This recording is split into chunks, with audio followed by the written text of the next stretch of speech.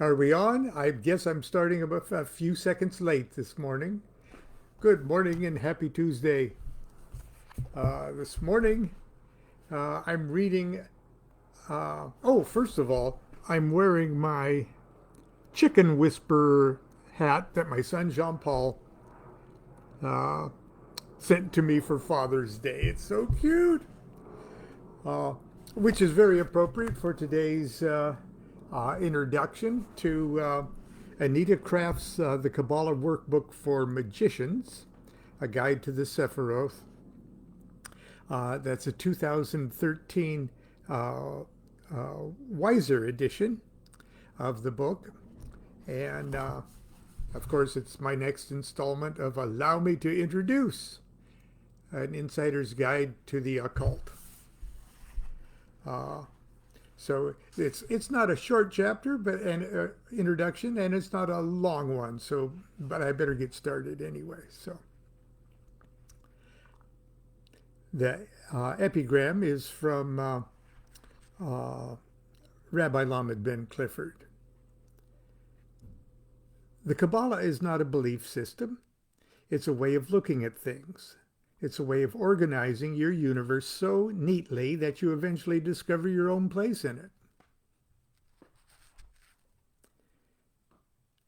I'm an old hippie. In 1967, however, I was a young hippie. I had very long hair, dressed in colorful sweatshirts and karate pants. I went barefoot a lot. More importantly, I had enthusiastically embarked, with the aid of psychoactive chemicals and the works of Paramahansa Yogananda, Alan Watts, Dr. Timothy Leary, and the Beatles, upon a journey of self-exploration and discovery that continues to this day. The mid-1960s were a cosmic aberration, a crack in space-time. It was certainly a remarkable season of history, an exhilarating and magical age to be alive and young. In that golden moment, it was possible for a shallow young bumpkin from Nebraska, possessed of no more intelligence or wisdom than a turnip, to stumble naively into the sanctum sanctorum of Montslavat, and with cud-chewing nonchalance take a good long slurp from the Holy Grail. I came away from those early psychedelic experiences with the technicolor realization that God is consciousness, consciousness is the secret of existence, consciousness is the secret of life, and that I am consciousness. Mind-expanding drugs were just what was needed to blast open the heavily barricaded doors of my constipated and medieval perception. But once that gate was duly and truly breached, I was faced with the fact that the obstacles that remained on my path would be far more subtle and difficult to remove. These occlusions would require the use of more delicate ordnance. For spiritual nutrients, I grazed upon the obligatory classics of Buddhist and Hindu literature, and I graduated from drugs to the quiet disciplines of meditation and Eastern mysticism. I cut my hair, went vegetarian, and fancied myself a yogi. Yes, I was all prepared to be a first-class Eastern mystic. At least I thought that's where I was going. Something, however, just didn't seem right. On an intellectual level, I had no difficulty grasping the mystical concept that I, my real self, was something profoundly more than my body and my thoughts and my emotions. I understood that my real self was in essence the perfect reflection of the absolute and supreme consciousness, that great whatever it is, within which everything and of which the manifest universe is just an expression. It was perfectly clear to me that if I could only strip away all the things that I was not, then the only thing remaining would be exactly that, the only thing. And that only thing would be both the supreme consciousness and me. This, I concluded with youthful certainty, was what Eastern mystics were shooting for. This level of consciousness is the profound nothingness of nirvana, the wall-to-wall totality of samadhi.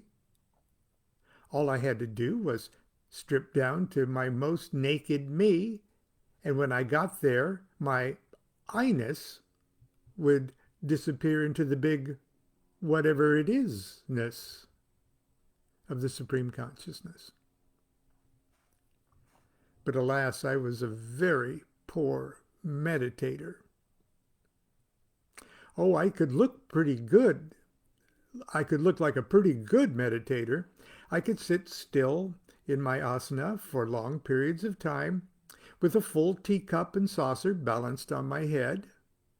And there's a footnote. Really. Ask Constance. She had to put that full teacup on my head each morning. My skill in pranayama was admirable, and I could hold the clear image of a working pendulum clock in my mind's eye for eternal microseconds at a time. But something was profoundly wrong with my work. And I'll wager that the astute reader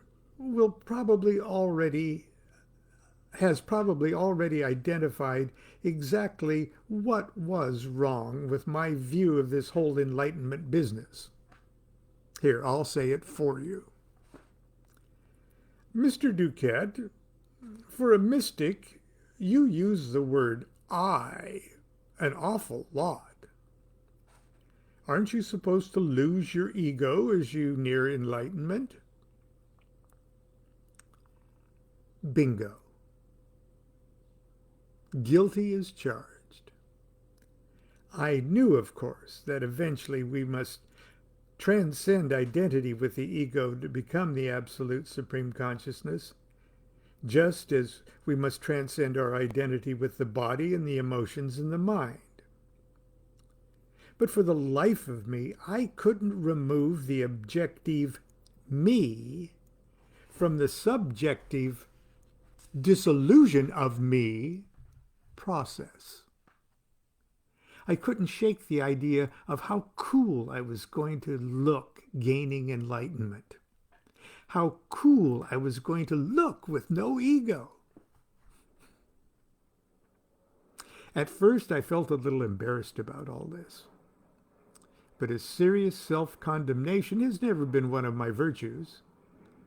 I soon came to the giddy realization that I was simply trying to play Eastern software on my Western hardware. Perhaps I was hardwired by nature and Western civilization not to seek divine union by stripping away all the things I am not, but instead by uniting myself with all the things that I am. Profound emptiness and profound fullness are one and the same. The disciplines of the East oblige the mystic to look inward for union with God. And that's great for the Eastern introspective disposition. The Western psyche, on the other hand, is inclined to look outward. We love scripture and ritual drama that gives outward expression to inward realities. In either case, the supreme goal is the same. Which approach one takes is simply a matter of one's cultural temperament. I'm as Western as they come. So I'm an outie.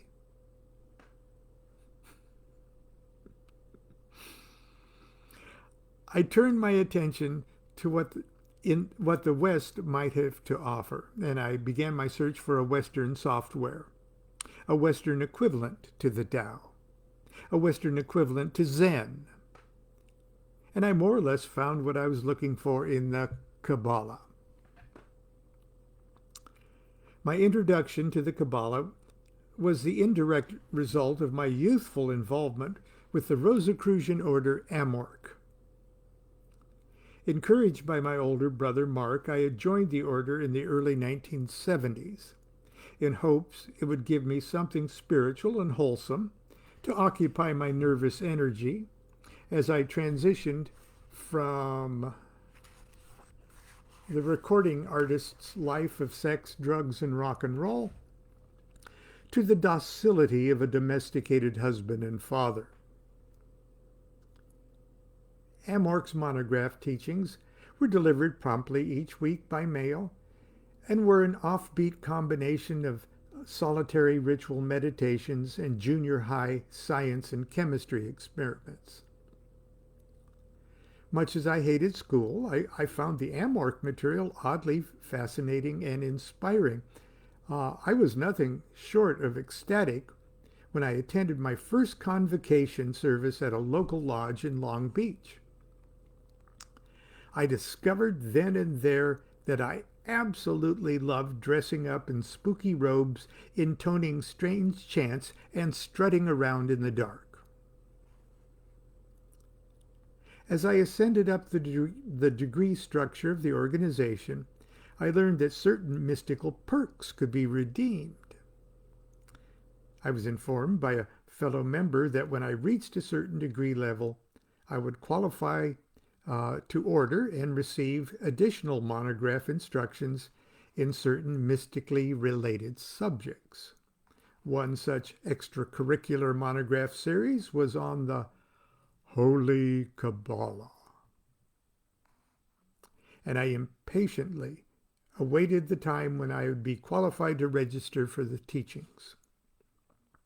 When that day came, when that day finally arrived, I sent off a money order for the course and eagerly awaited my initiation into the mysteries of the Holy Kabbalah. The 6 monographs arrived in one envelope, and I read all 6 in one sitting. There is a brief historical sketch and a bibliography, but no meditations, no rituals or exercises. Indeed, there was nothing that made any sense to me at all. In fact, most of the text was filled with dire warnings to the student about what the Kabbalah is and what it is not. I cannot resist satirically paraphrasing.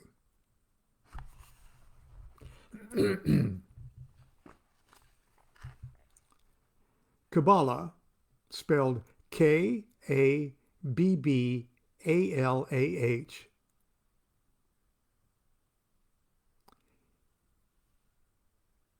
If you run across literature that spells it with only one B, it is not really Kabbalah, and you should run away from it. If you run across literature that spells it with its Q or a C, or indeed any other way than K-A-B-B-A-L-A-H, it is not real Kabbalah, and you should stop reading and run away. Kabbalah is not something that is written down, so don't expect to discover anything about it by reading stuff. Kabbalah is only passed orally from one pious Jewish man over 40 but under 80, who is rich enough to have a lot of leisure time to devote to studying K-A-B-B-A-L-A-H, to another Jewish man over the age of 40 but under 80, who is also rich enough to have lots of leisure time to devote to studying K-A-B-B-A-L-A-H.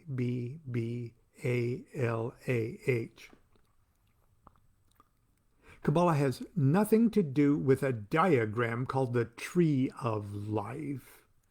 If you see a tree of life, run away. Kabbalah has nothing to do with tarot cards. If you see tarot cards, run away. Kabbalah has nothing to do with magic. If you see anything to do with magic, run away.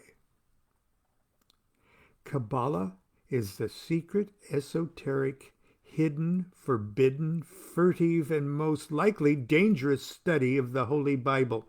And it is certainly not for presumptuous young dilettantes like you.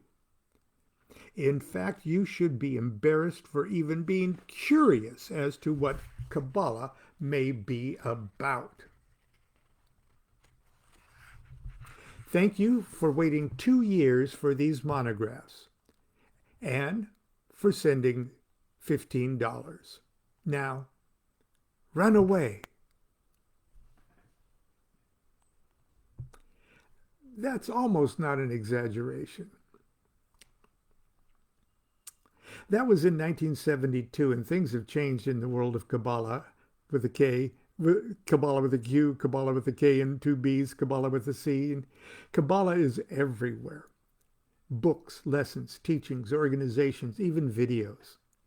Movies and CDs can be purchased, attended, viewed, and listened to whenever you like. What remains a rarity, however, are competent practical instructions as to how to actually incorporate the fundamentals of Kabbalah into one's daily life and routine.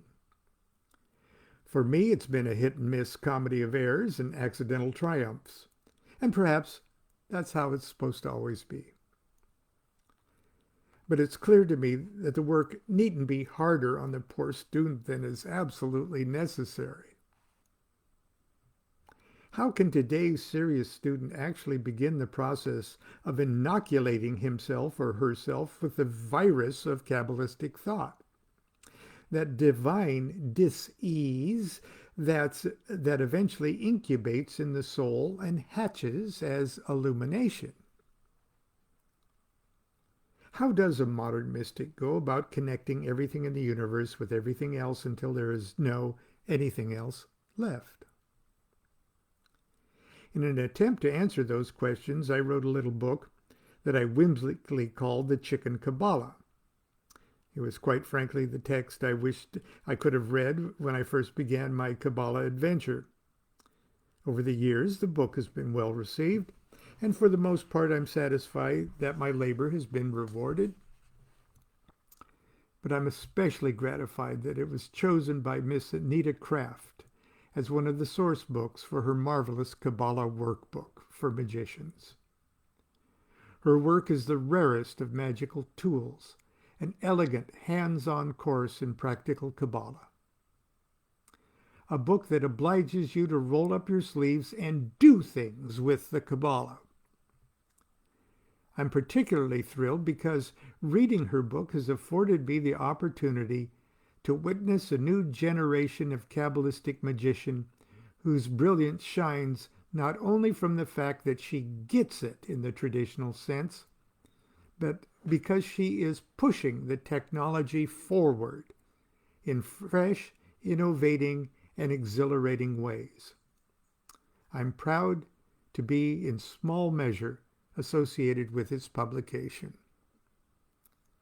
In closing, I'd like to leave you with the last 72 words uttered by my favorite Kabbalah teacher, and until his mysterious disappearance a few years ago, our family's lifelong spiritual counselor, Rabbi Lamed Ben Clifford. The dear man once told me, Ron, he never could remember my name. Ron, the Kabbalah is not a belief system. It's a way of looking at things. It's a way of organizing your universe so neatly that you eventually discover your own place in it. It's my sincerest wish that this little book will aid and comfort you as you organize your universe so neatly that you will eventually discover your own place in it. Bless you all. Shalom. And here are the secret of the Shemham verse. the last 72 written words of Rabbi Lamed Ben Clifford. God is undivided. God is pure potentiality and realizes nothing. God can only realize itself by becoming many and then experiencing all possible, and then experiencing all possibilities through the adventures of its many parts. The ultimate purpose for my existence is to exhaust my individual potentiality. My love of God and God's love of me springs from the great secret we share. The secret is God and I will achieve supreme enlightenment at the same moment. And tomorrow we'll pick this up again at 10 a.m. I hope you'll join me. And it'll be the my afterword to the 2008 edition of Ruth and Wald Amberstone's The Secret Language of Tarot. And I hope you'll be with me tomorrow. And until then, continue to be good to yourself. Treat yourself today. Do something terribly, audaciously selfish. Be good to yourself. Be good to each other. Do what thou wilt shall be the whole of the law. Love is the law. Love under will. Goodbye.